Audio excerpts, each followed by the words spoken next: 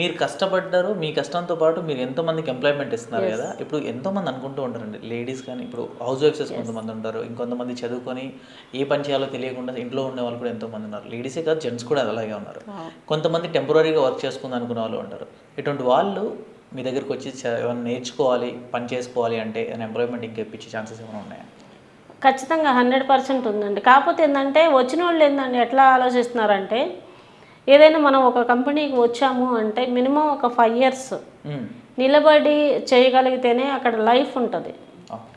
ఇప్పుడు ఎవరు వచ్చినా కూడా ఏంటంటే ఒక నెల 2 నెలలు చూస్తున్నారు, వెళ్ళిపోతున్నారు. వాళ్ళకి ఇంకా ఎక్కడికి పోయినా గ్రోత్ అనేది తెలీదు. గ్రోత్ రావాలి అన్నప్పుడు మినిమం 5 years మనం ట్రావెల్ చేయాలి అని వాళ్ళకి అర్థం అవ్వాలి. అర్థమైన వాళ్ళకి ఈరోజు ఒక ప్లాట్ అమ్మారు అంటే మినిమం 15 to 1 lakh అమౌంట్ వస్తుంది వాళ్ళకి.